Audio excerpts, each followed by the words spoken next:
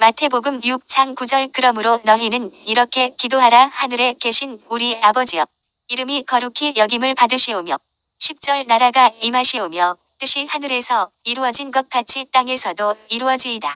11절 오늘 우리에게 일용할 양식을 주시옵고 12절 우리가 우리에게 죄 지은 자를 사하여 준 것 같이 우리 죄를 사하여 주시옵고 13절 우리를 시험에 들게 하지 마시옵고 다만 악에서 구하시옵소서. 나라와 권세와 영광이 아버지께 영원히 있사옵나이다. 아멘. 먼저 이 기도에 대한 이해가 필요하다. 왜냐하면 예수 그리스도께서 나의 죄를 위해 대속하실 때 나의 과거에 지은 죄와 현재 짓고 있는 죄와 그리고 앞으로 지을 모든 죄까지 십자가에서 완전히 해결하시고 우리의 죄를 사해 주심으로 용서해 주셨다. 주님의 십자가는 완전한 용서이다. 예수 그리스도께서 내 모든 죄를 완전히 용서하신 것을 믿는다면 우리가 우리에게 죄 지은 자를 사하여 준 것 같이 우리 죄를 사하여 주시옵고 라는 이 기도의 내용은 뭔가 맞지 않는 것 같다. 그렇다. 우리의 죄는 이미 용서를 받았다. 내가 지금 짓고 있는 죄마저도 우리 하나님의 사랑에서 나를 끊을 수가 없다. 요한복음 5장 24절 내가 진실로 진실로 너희에게 이르노니 내 말을 듣고 또 나 보내신 이를 믿는 자는 영생을 얻었고 심판에 이르지 아니하나니 사망에서 생명으로 옮겼느니라. 그렇다. 내 모든 죄가 동에서 서가 먼 것 같이 깨끗이 씻김을 받았다. 우리 하나님의 용서는 완전하다.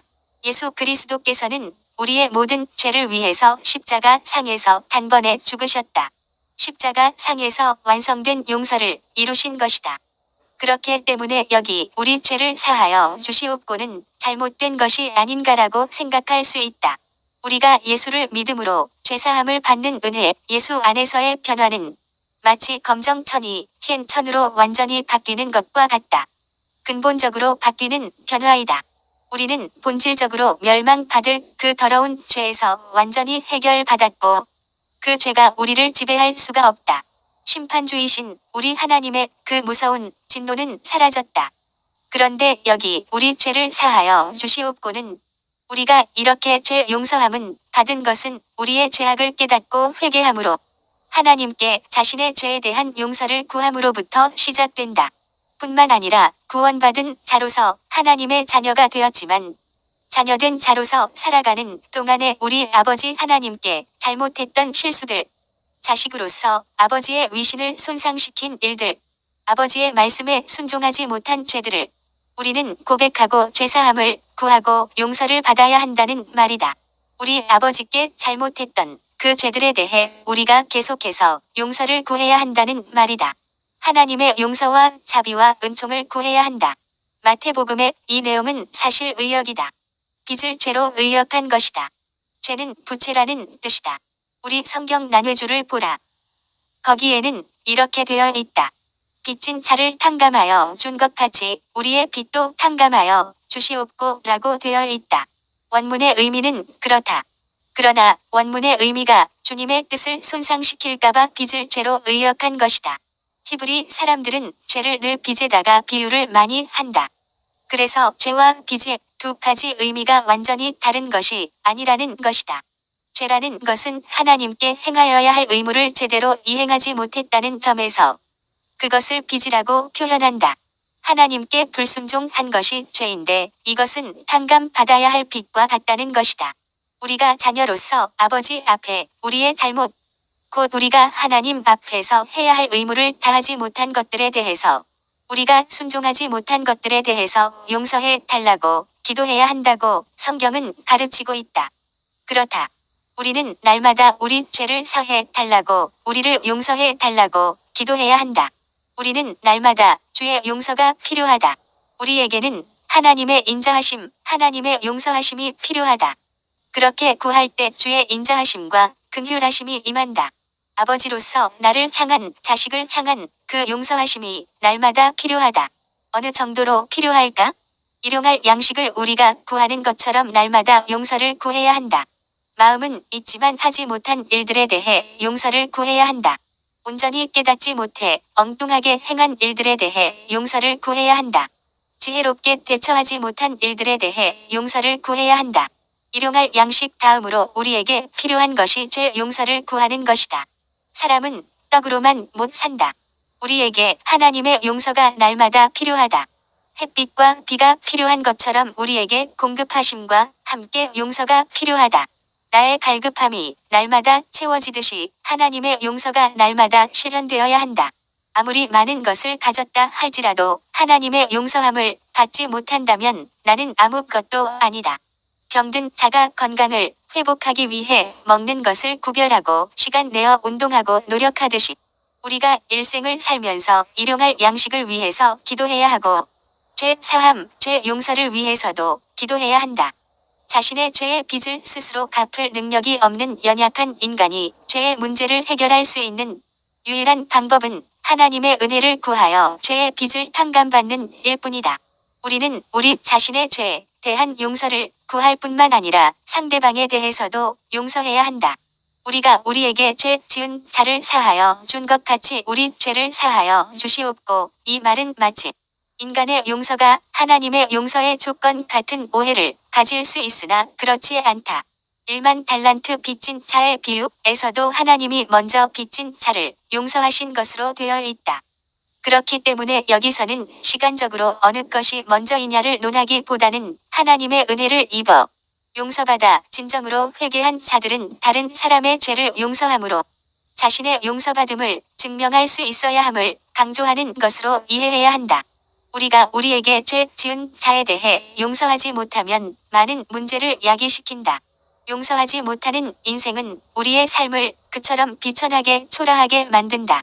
우리가 상대방에 대해 용서해야 할 이유가 몇 가지 있다. 첫째, 우리 그리스도인의 삶은 하나님의 용서로부터 시작되었기 때문이다. 그렇기 때문에 용서해야 한다. 우리가 어떻게 용서함을 받았는가? 죄 없으신 예수께서 내 모든 죄를 대신해서 지심으로 그 죄가 해결받고 용서를 받았다. 내가 하나님의 자녀가 되고 하나님에 대해 아버지라고 부를 수 있는 특권을 받은 것도 하나님의 용서로부터 시작되었다. 우리가 하나님의 능력과 은혜를 받을 수 있는 것도 이 용서로부터 비롯된 것이다. 그렇기 때문에 하나님의 용서를 받은 자는 하나님의 용서가 우리 삶에 실현되어야 할 의무가 있다. 하나님의 용서가 어떠한가를 많은 사람들이 우리 삶을 통해 볼 수 있어야 한다. 둘째, 이 귀한 용서, 하나님께로부터 받은 사죄의 축복은 우리가 용서하면서 더 깊이 누리게 된다. 우리는 주면서 알게 된다. 부모가 자식을 얼마나 사랑하는지는 우리가 연구하고 배워서 알게 되는 것이 아니다. 우리가 자식을 낳아 키워보면서 그리고 자식에게 사랑을 주면서 우리 부모의 사랑이 얼마나 깊은가를 깨닫게 된다. 우리가 엄마 아빠가 되어보기 전에는 부모의 사랑을 다 안다고 말할 수는 없다. 사랑은 논리적으로 분석한다고 그 사랑이 깨달아지는 것이 아니다. 자식을 키우고 사랑을 주면서 그 사랑이 깨달아진다. 용서도 이와 같이 우리가 남을 용서하면서 우리가 받은 용서가 얼마나 크고 감격스러운지 그 깊이를 더욱 깨닫게 되고 사죄의 축복을 더욱 누리게 된다. 셋째, 우리가 용서하지 않을 때 무엇보다 먼저 자신을 해치게 된다. 남을 저주하는 악독한 마음은 마치 독사를 품음과 같다. 그 사람을 죽이기 위해 독사를 품고 다닌다. 그러면 누가 먼저 해를 당할까? 독사를 품고 있는 자신이 아니겠는가? 미워할 때 가장 고통받는 사람은 바로 자기 자신이다. 마음속에 원망과 한이 있는 사람은 밤에 잠도 제대로 이룰 수 없고 마음에 평안이 없으며 음식을 먹어도 소화가 잘 안 된다. 실제로 고통을 받게 되고 그 마음에 있는 분노를 풀지 못하면 오히려 병이 된다. 누구에게 늘 공격을 당하는 사람이 있었다. 그래서 그는 늘 맞기만 했다. 그러다가 꾀를 내어 자기 몸에 다이나마이트를 장치해 놓고는 때리기만 하면 터지도록 했다. 결국 자신도 당하고 만다. 자기 속에 다이나마이트를 붓는 것보다 영적으로 더 독한 것이 있다면 용서하지 못하는 마음, 원통함을 풀지 못하는 마음이다. 넷째, 우리가 용서해야 할 이유는 주님으로부터 내 이웃을 내 자신과 같이 사랑하라는 명령을 받았기 때문이다.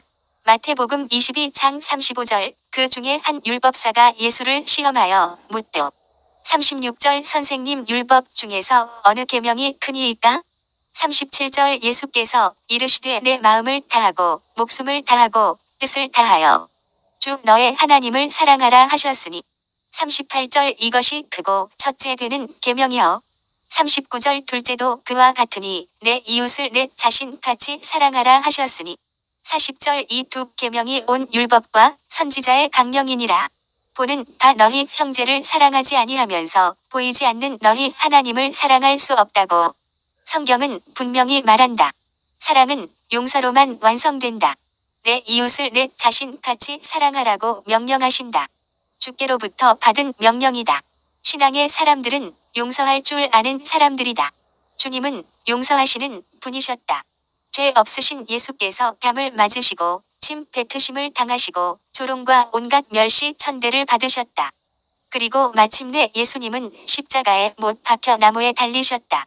주님께서 할 말이 많으실 수도 있으시다. 그러나 예수님의 첫 마디는 누가복음 23장 34절 이에 예수께서 이르시되 아버지 저들을 사하여 주옵소서. 자기들이 하는 것을 알지 못함이니이다. 십자가 위에서 가장 먼저 한 기도, 최대의 기도.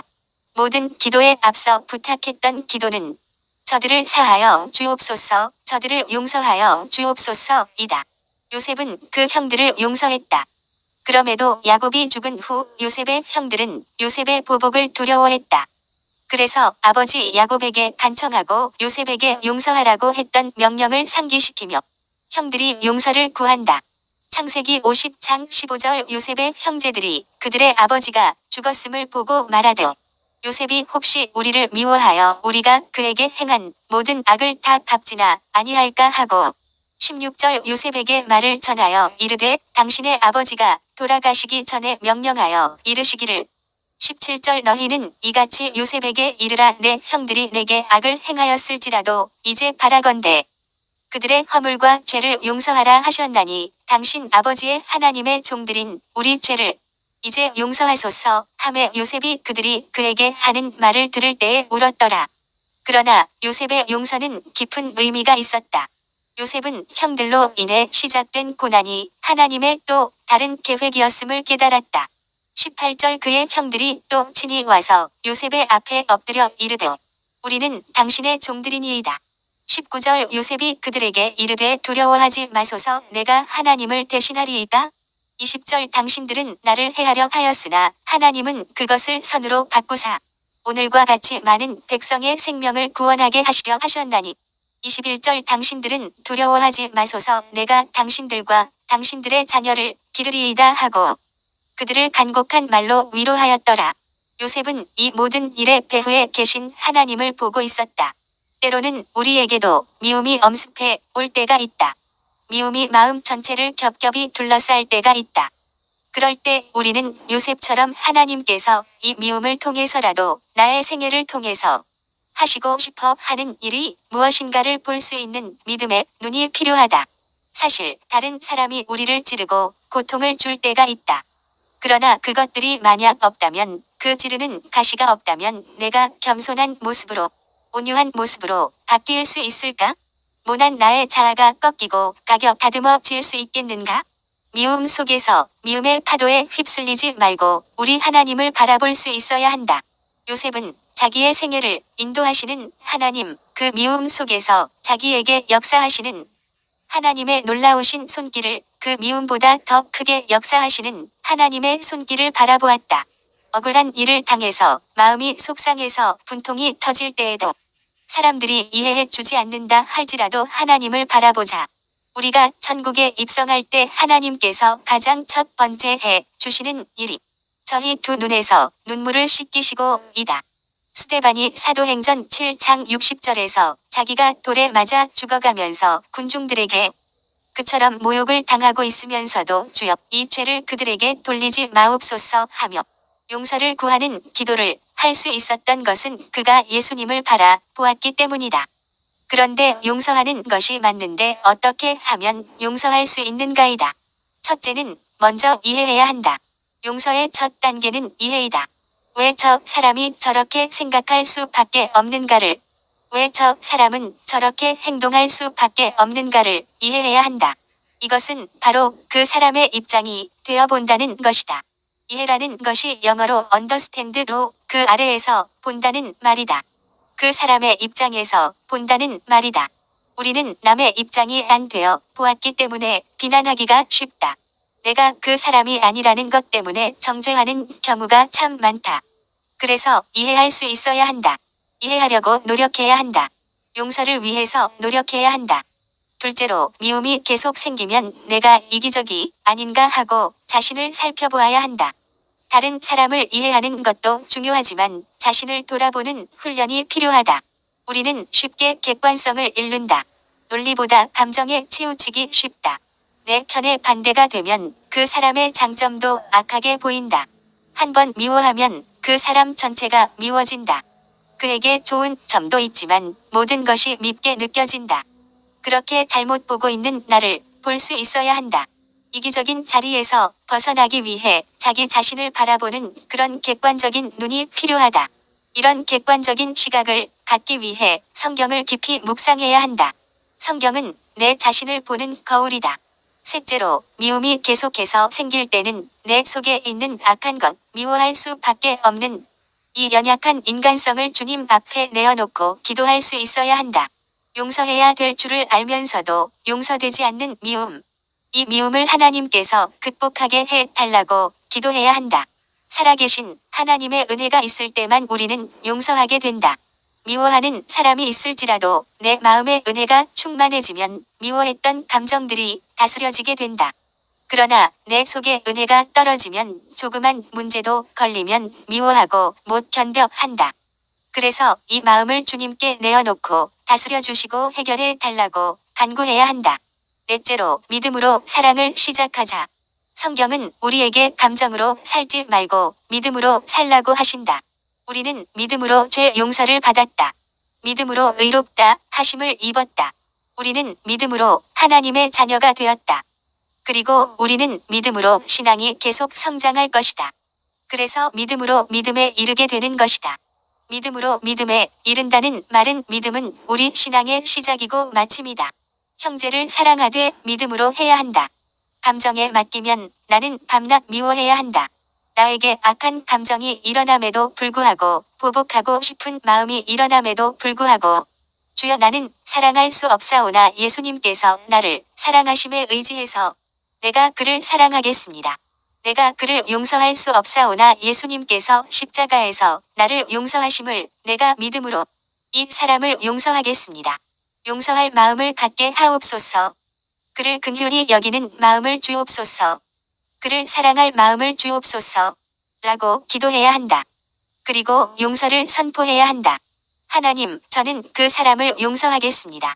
그 사람 믿는 그대로 받아들이겠습니다. 그리고 그에게 말해 주어야 한다. 나는 당신을 용서합니다. 주님의 사랑으로 당신을 사랑합니다. 주님이 가르쳐 주신 기도에 이어지는 내용이 있다. 마태복음 6장 14절 너희가 사람의 잘못을 용서하면 너희 하늘 아버지께서도 너희 잘못을 용서하시려니와 15절 너희가 사람의 잘못을 용서하지 아니하면 너희 아버지께서도 너희 잘못을 용서하지 아니하시리라. 미워하고 용서하지 않는 사람은 하나님의 용서가 필요 없다고 말하는 것과 같다. 우리에게 가장 큰 덕목 중에 하나가 용서이다. 그리고 그 반대편이 미움이다. 하나님과의 영원히 연결된 생명력을 끊어버리게 하는 것이 이 미움이다. 하나님의 그 풍성한 사랑이 내 생애를 향해서 그처럼 넘치게 임하지만 내가 용서하지 못함으로 그 사랑이 끊어진다. 마치 스위치를 꺼버리면 환한 실내가 어두워지는 것처럼 하나님의 사랑이 내 속에서 캄캄해진다. 그럴 때마다 우리가 아직 죄인 되었을 때에 그리스도께서 우리를 위하여 죽으심으로 하나님께서 우리에게 대한 자기의 사랑을 확정하신 그 사랑 앞에 날마다 용서함으로 나아가야 한다. 우리는 우리에게 죄 지은 사람, 실수한 사람, 허물이 있는 사람들을 용서를 해 주어야 한다. 기독교는 심판의 종교 이전에 회개하는 사람을 용서해주는 종교이다. 다른 사람을 용서하고 더 나아가서 하나님께 나의 죄를 용서해 달라고 기도한다. 우리의 부족함과 연약함을 아시는 하나님, 우리가 잘못했을 때에 알고 지은 죄 모르고 지은 죄 크고 작은 모든 죄를 용서하여 달라고 기도해야 한다. 사람들은 아무리 바르게 잘 산다고 하여도 실수할 때가 있고 허물이 있고 죄가 있다. 우리가 눈을 감고 길을 가면 자신은 똑바로 가는 것 같으나 삐뚤게 가게 된다. 더구나 영의 눈이 감긴 사람은 더 많은 죄를 짓게 된다. 그러나 죄를 짓느냐 안 짓느냐 보다 그 죄에 대해서 하나님 앞에 겸손하게 회개하고 기도하느냐 하지 않느냐 하는 것이 더 중요하다. 솔로몬 왕이 성전을 완공한 후에 하나님 앞에 기도했다. 어떠한 죄를 지었다 하더라도 하나님께 회개하고 기도하는 사람은 하나님께서 그 죄에서 용서하시고 하나님께서 땅을 고쳐주시고 그 땅을 통해서 축복하신다고 하셨다. 역대하 7장 14절 내 이름으로 일컫는 내 백성이 그들의 악한 길에서 떠나 스스로 낮추고 기도하여 내 얼굴을 찾으면 내가 하늘에서 듣고 그들의 죄를 사하고 그들의 땅을 고칠지라. 그러나 회개하지 않는 사람은 멸망을 당한다. 진노의 심판을 받고 결국은 그 죄로 인해 천국에 들어가지 못한다. 요즘 보면 남녀노소를 가리지 않고 성형수술품이 일어 다른 병원에 비해 성형외과는 불황이 없다고 한다. 그런데 잘못된 얼굴은 고칠 수 있다지만 잘못된 마음은 어디에 가서 고쳐야 하나? 못된 성격, 교만한 마음, 강팍한 마음은 어디에 가서 고쳐야 하나? 하나님 앞에 기도하자. 하나님께서는 우리의 외모를 보시는 것이 아니라 중심을 보신다고 말씀하셨기 때문에 하나님 내 마음을 온전하게 하시고 겸손하게 하시고 충성되게 하시고 하나님 앞에 영광 돌리게 하여 주시옵소서. 하고 기도하자. 또한 다른 사람들의 잘못에 대해 용서할 수 있는 마음을 갖게 해 달라고 기도하자. 아멘.